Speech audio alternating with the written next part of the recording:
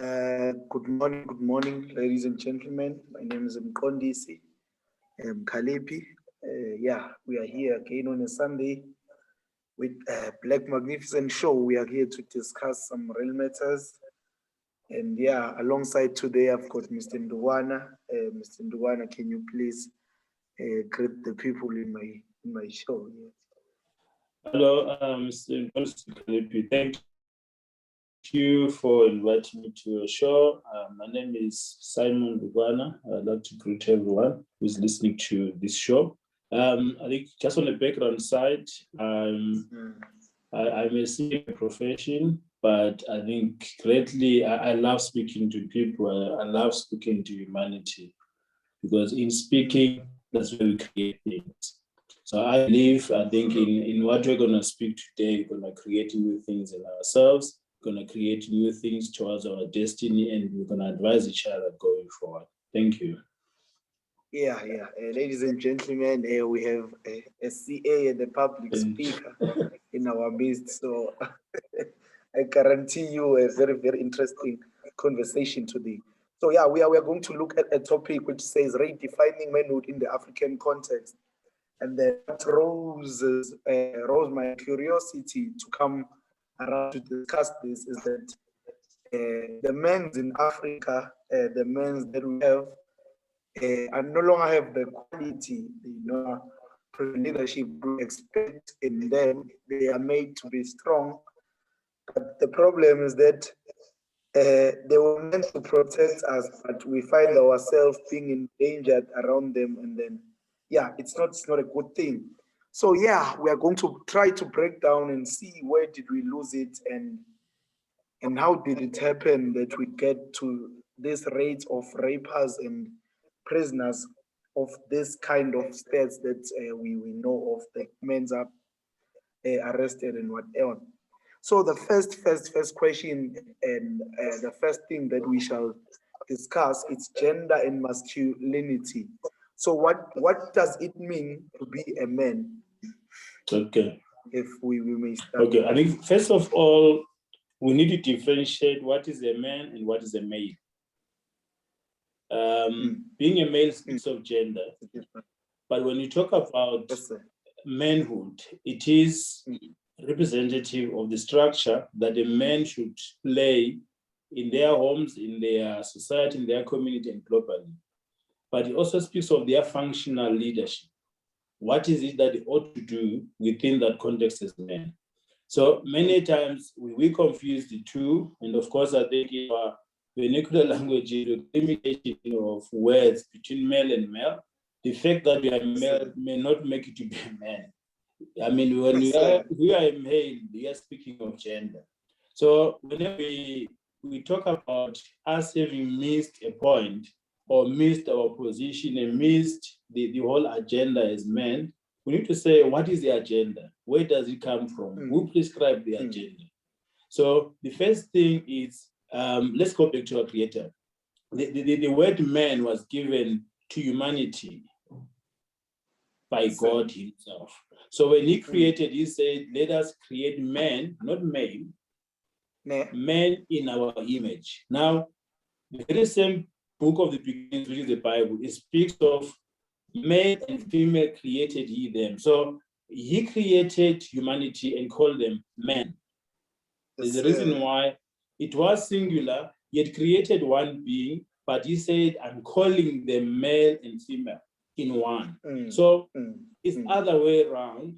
A female comes from a man. So the Bible says male and female created he them. So that's why it was possible later on in the Bible that you find a rib being taken from the man, because male and female were already in him.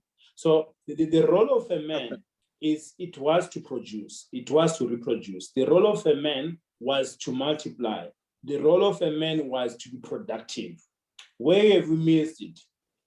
We think women are supposed to be the producers.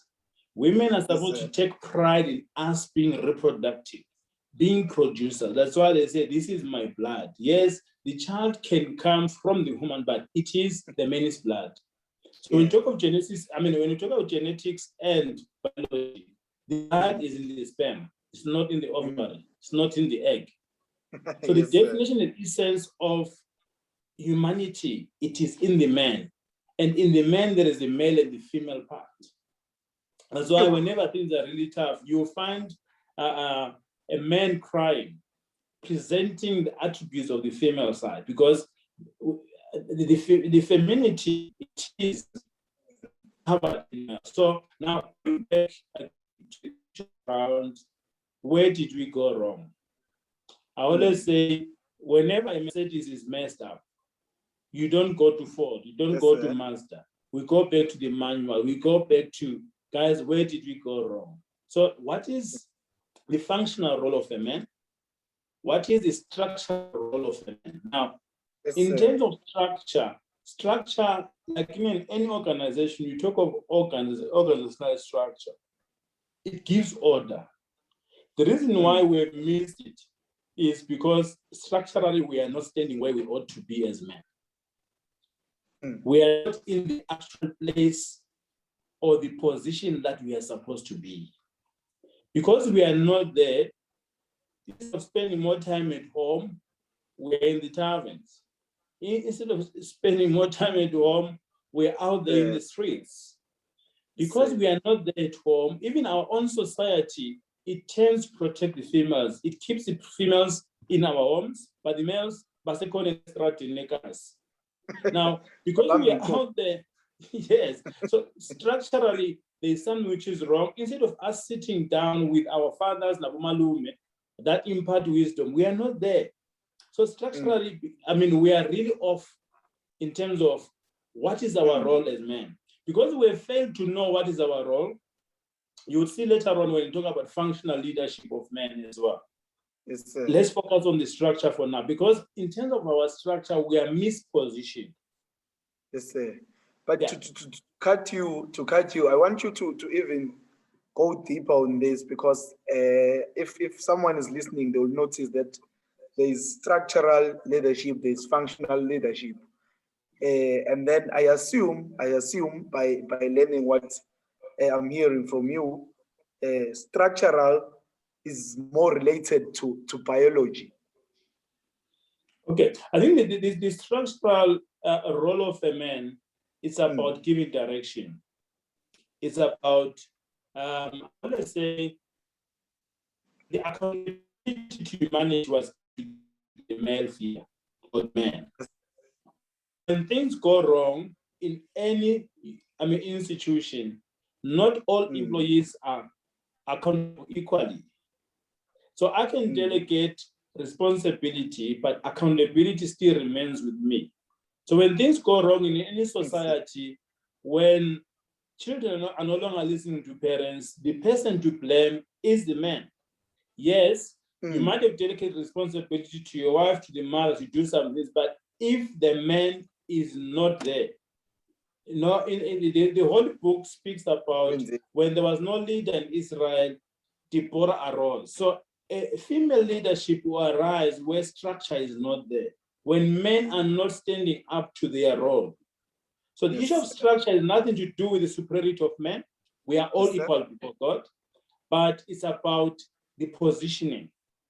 It's about the order in a society. So the reason why we have missed it as men, the reason why there's disorder in our societies is we are not taking up our position. So the first part that we are covering is positional leadership. When we are not in our position, somebody else takes up and they might abuse that position. Yes, sir. Yes, sir. No, I see. But I want to see, Uti, this thing. I think you there and there. You did some touch up on the things that influence this manhood that we have now, which is absolutely out of control. Uti, what are the main things that makes us lose this thing, Uti?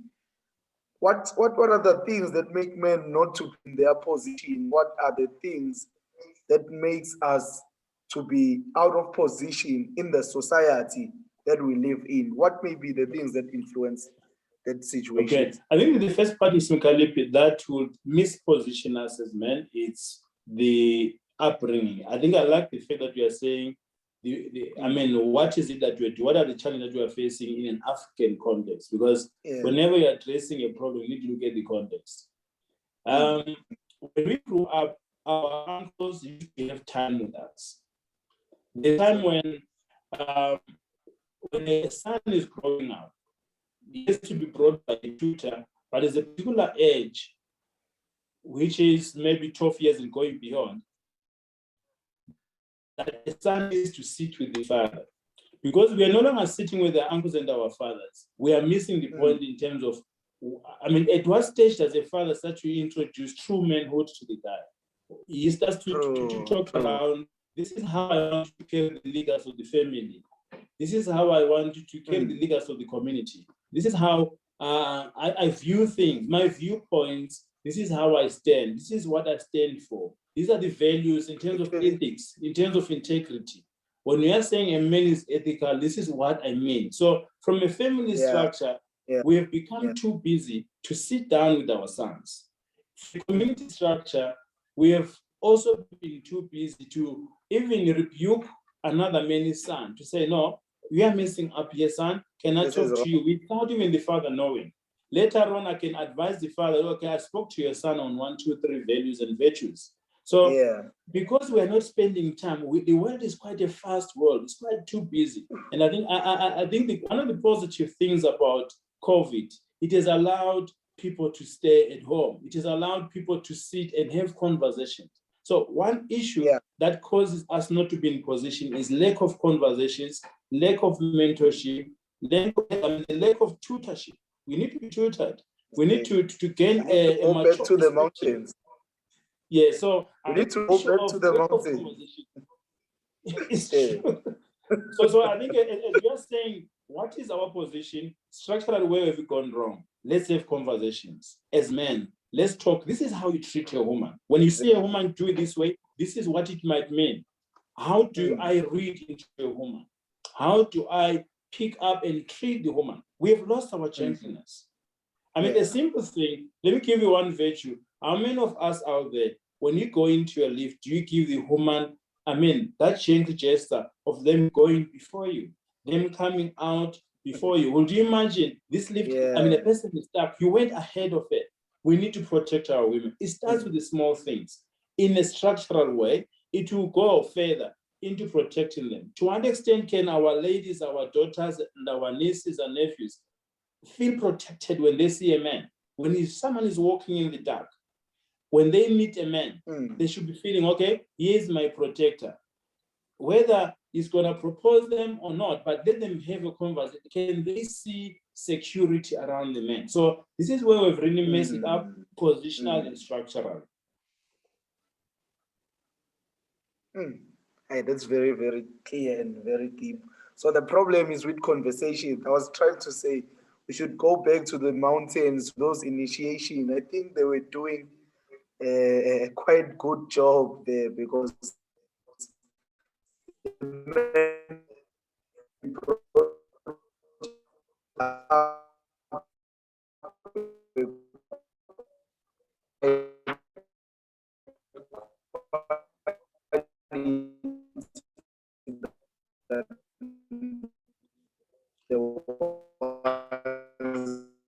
So your network is not coming well.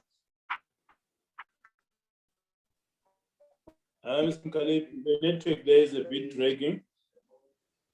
Yeah, moving further,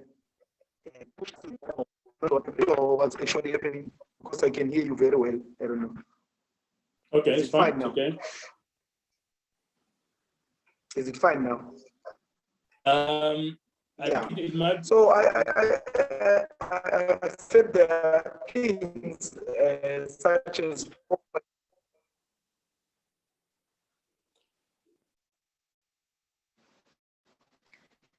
I still find with the network. Your mind.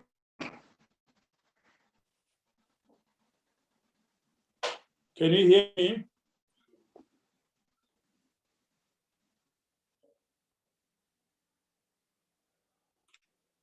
Hello, sir.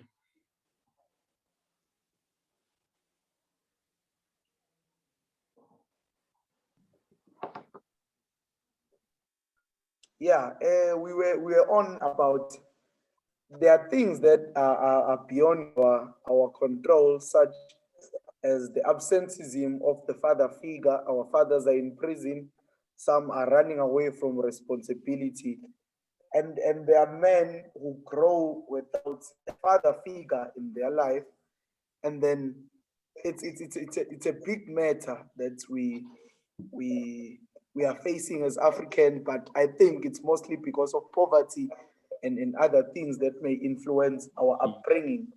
But my question is, in the midst of that situation, is there a way that we can try to make the situation turn around and make the best out of it? Is there a way to intervene in those kinds of situations?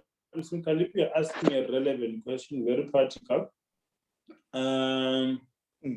It's easy for us to have all the reasons and excuses to continue a bad habit or a bad thing. But what we need to learn is, can we learn from our mistakes? Can we learn from our father's mistakes? Can we learn from whosoever did not appear in our life? Because remember, that's why I differentiated between a man and a male.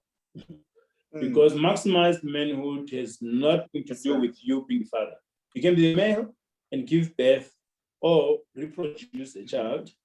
But the fact that you run away from a responsibility, that's why we talked about structure. When we're to come in functionally, the area that you are now bringing is a functional role of a man. Now, what is the functional role of a man? The functional role of a man is being there for the family. It is, if I say I have a loaf of bread, the role of the man functionally has to be to fend for the family. You're not going to eat the whole loaf of bread before you arrive home. You know, I'll just reflect on a story that somebody put as a joke, but it's quite a serious matter functionally that we see that that's a defective leadership role of a man. We have really digressed from that which we ought to do. This guy he was coming back to the car at the garage. He had a pie that he was eating, was traveling with the lady. Before he got to the car, he made sure he finished the pie. Now, already you can see a defective nature, a defective attribute of this man. I won't call him man for now, but functionally he has failed. Your role is to say, after having fought for my lady, she might not be your wife for now, but it starts from there. It's not going to change because you are now married. It's not going to change because now you are fully committed to her. You start teaching yourself, how do I fend for her? How do I protect her? This will go into even for the men that are not married with their ladies, but the mother of their kids. When I put in 1,500 and I say it's enough to take care of their needs, and I know for me to put a full tank of petrol, it takes me 800 rand. How do I expect this to take care of the kids and to leave number 30 to 31? So when we start to know our functional role in terms of funding, in terms of provision, we would know that requirements of what I need to put to the lady to take care of the kids. Whether I'm married to her or not married to her, my kids will know one day our daddy sacrificed for us. So the sacrificial role, it has really gone out of the window. Functionally, this is another place where we've lost our respect. Because we're not taking care of our kids and our women. They have respect. One thing about respect, you don't get it, you earn it, you work for it.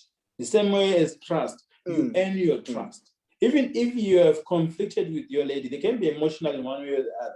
But as long as you keep your structural role and your functional role, they will respect you. You don't have to be married for you to be respected around it. Own up your responsibility. It is your God-given responsibility. Once you father somebody, take care of them. So I've given you just a simple example around functionally.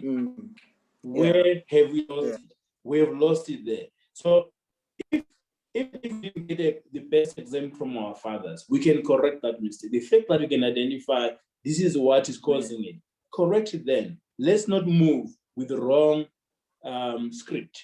We can correct the script and do better.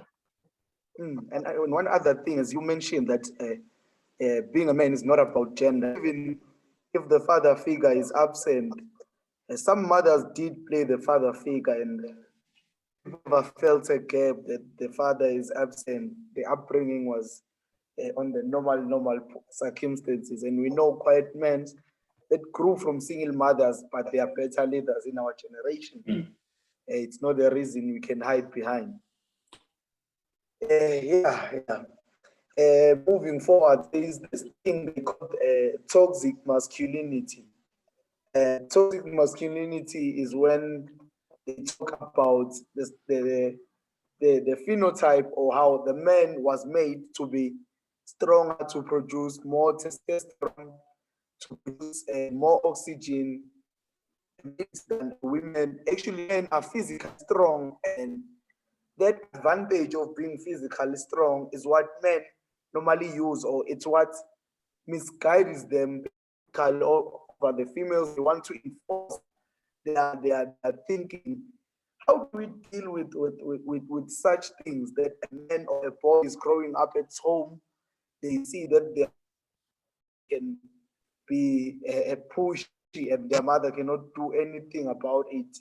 Their marriages, they can just beat their wife, and then, how do we convince men that this strength that was given to them was not for beating or whatever they are doing with it, but it was for a good use? God was never giving them for them to be faithful. No, I think again, Mr. Mkalipi, we are going back to the issue of functional leadership role.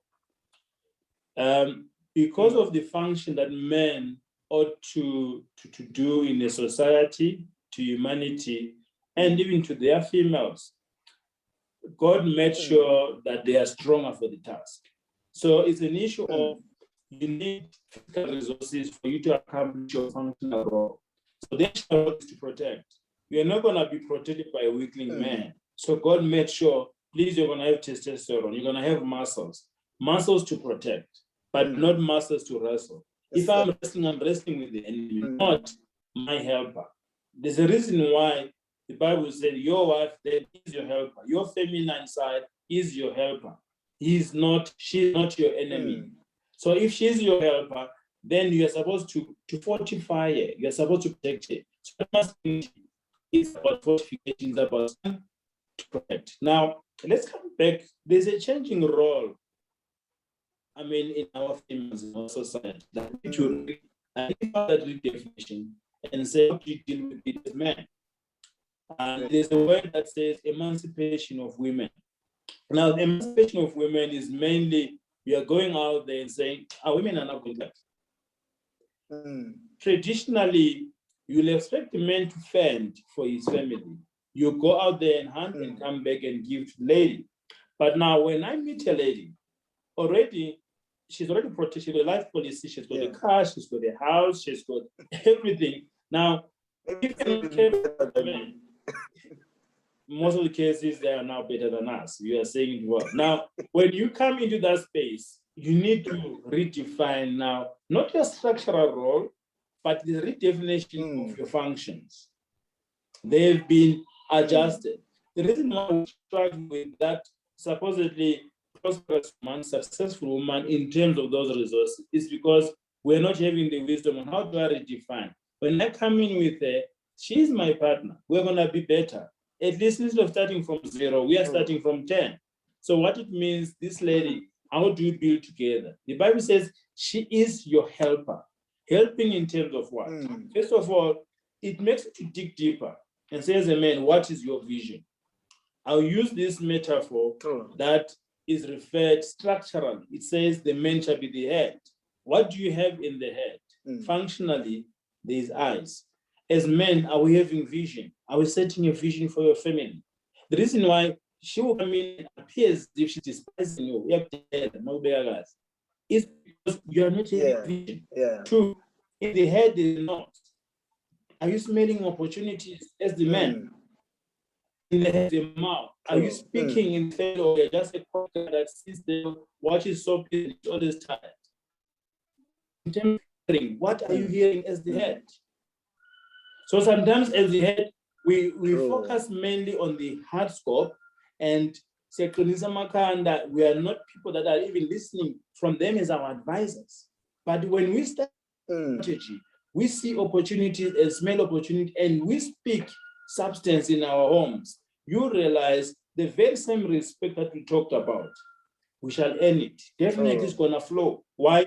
A woman knows. You know, one thing that is quite painful, whenever we engage with ladies and they're talking even on a counseling platform, is please, can you talk to my hubby? The things that you are saying here are quite really shattering. He's never said any of these things to me. You're not visionary.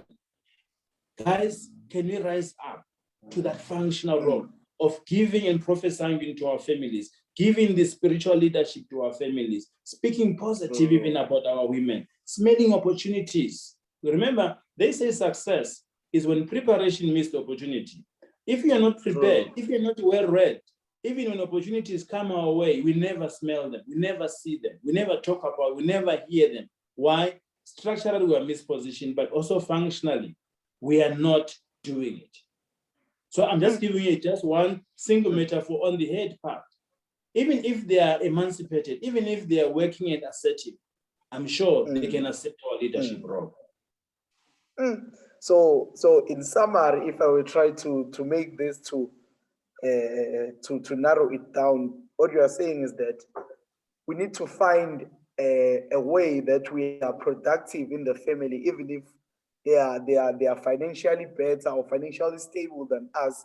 But if we have more to offer, more than money, what they do not bring to the table, we still earn our respect. So yeah, it was an issue to me.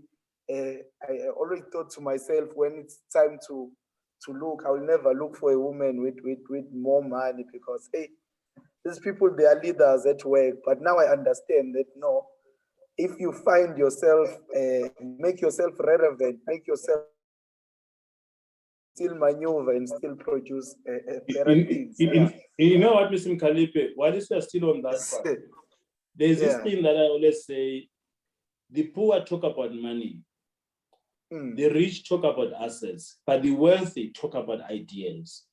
Even today, even if I don't have money, as long as I'm visionary, as long as I've got ideas will surpass everything else. Your ideas are worth billions.